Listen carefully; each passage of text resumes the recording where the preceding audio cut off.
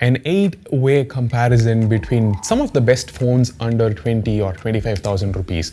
We've got the Redmi Note 10, 10 Pro, 10 Pro Max, OnePlus Nord, a stopwatch, Realme 8, 8 Pro, Samsung M51 and Micromax in one. You can see the battery capacity of each phone at the top. Let's start draining all of them. We'll start with a Zoom video call because that's become a major part of our lives the past 1 year and seems like it will continue to be so for a while. The second wave of COVID infections is getting serious, so please stay safe, wear a mask and keep sanitizing your hands. A tiny obstacle here wasted a minute on the Micromax in one shouldn't be a big deal since the video call actually lasts around 30 minutes. So these are the figures after about 13 minutes. There's a significant dip on the Redmi Note 10. A 10% drop is definitely a little disappointing. Let's hope it gets better from here. Also, while we are on this page, do have a look at the battery settings. All the power saving modes are disabled. So the Realme 8 and Samsung Galaxy M51 have held up quite well.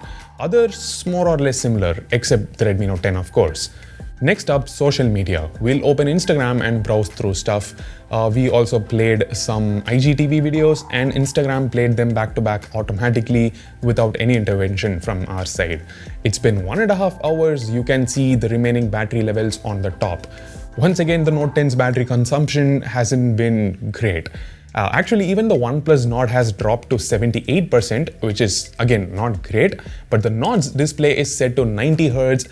And the Note 10 also has a much larger battery, so that's what's concerning. And yeah, the Redmi Note 10 Pro and 10 Pro Max are running at 120 Hz. The remaining phones support only 60 Hz. We did a lot of swiping inside Instagram, so the higher refresh rate on the Note 10 Pro and Note 10 Pro Max definitely came into play. But in spite of that, the battery consumption hasn't been too bad.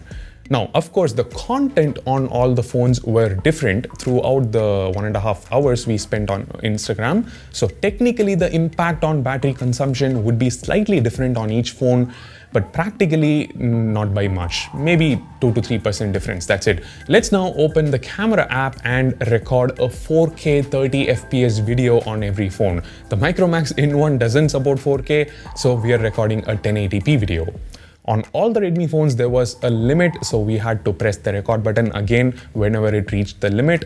The other phones recorded continuously for almost 2 hours. So it's been 4 hours since we started the test. 3 phones have breached the 50% mark. The Nord is in the 30s now.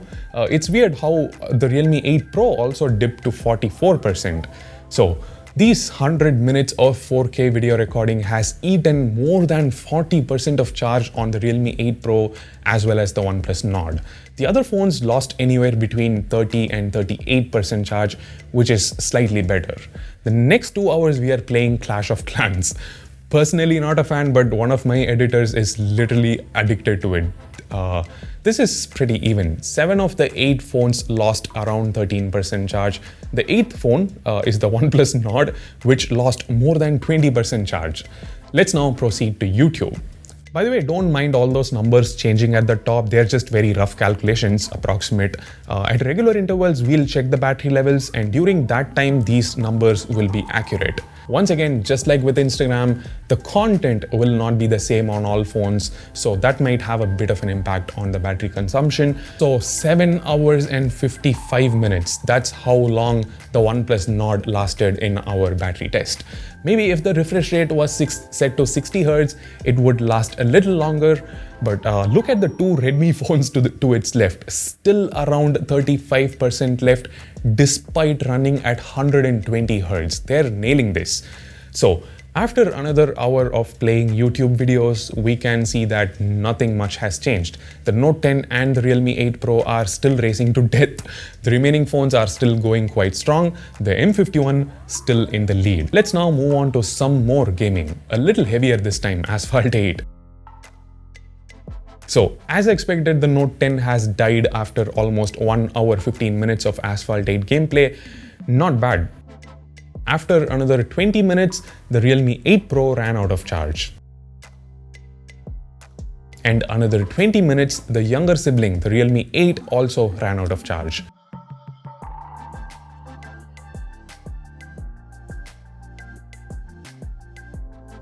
So it's been 2 hours and 15 minutes since we opened Asphalt 8 and almost 11 and a half hours since we started the battery test, and the Redmi Note 10 Pro has given up. The 10 Pro Max and the Micromax in one lost around 25% charge while gaming, but the M51 lost only 11%, which is ridiculously good. Next up, Wynk. Wynk Music. We'll play some songs at full volume. The Note 10 Pro Max has drained the last bit of charge left, lasted only about 5 minutes playing music. The Micromax in one also ran out of charge within a few minutes.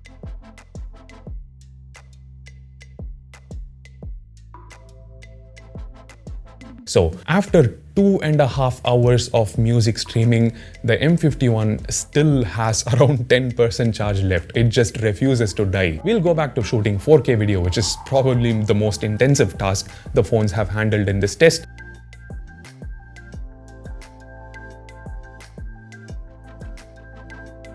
The M51 has finally died after 14.5 hours of continuous usage. Of course, if we did something else instead of shooting 4K video, it would definitely cross the 15-hour mark. Crazy. Now, honestly, an even crazier fact is that the Note 10 Pro and Pro Max lasted almost 11.5 hours at 120Hz refresh rate. So, yeah, the winner of this battery drain test, as expected, is the Samsung Galaxy M51. I don't think there will ever be a phone that lasts longer than the M51, not in the near future at least. It just refuses to die, like I said earlier. 14 hours and 35 minutes. That's almost twice as long as how long the OnePlus Nord lasted. However, it's not just about how long these phones lasted. Like I said, the Note 10 Pro and Pro Max held their own. I don't think any other phone with a 120Hz display can last as long as these two. And they did it with a 5020 mAh battery. That's a huge capacity, sure, but not outrageously huge like 6000 or 7000 mAh. I mean, why I am talking about capacity is because the form factor also matters, like how heavy and thick they are designed to house the battery. For example, all Redmi and Realme phones here weigh around 180 to 190 grams, and they're all just 8 millimeters thin, approximately. The Nord is also similar, but has a considerably lower capacity. The M51 is a lot thicker and heavier. I mean, phones like the Poco X3, iPhone Pro Max series, they are thicker and heavier than the M51. So for a 7000 mAh battery phone, the M51's build is actually pretty good. But yeah, if you do want a reasonably thin and light phone, and if you value the 120Hz refresh rate, I feel overall the Note 10 Pro and Pro Max have outperformed everything else. But purely from the battery perspective, the M51 still rules. By the way, we'll also come up with a charging test between all these phones. Do check the description for the link. By the way, do subscribe to the channel and hit the bell icon, guys. If you don't want to, at least let us know in the comments what you don't like about the video. Thanks for watching. See you in the next one. Bye and take care.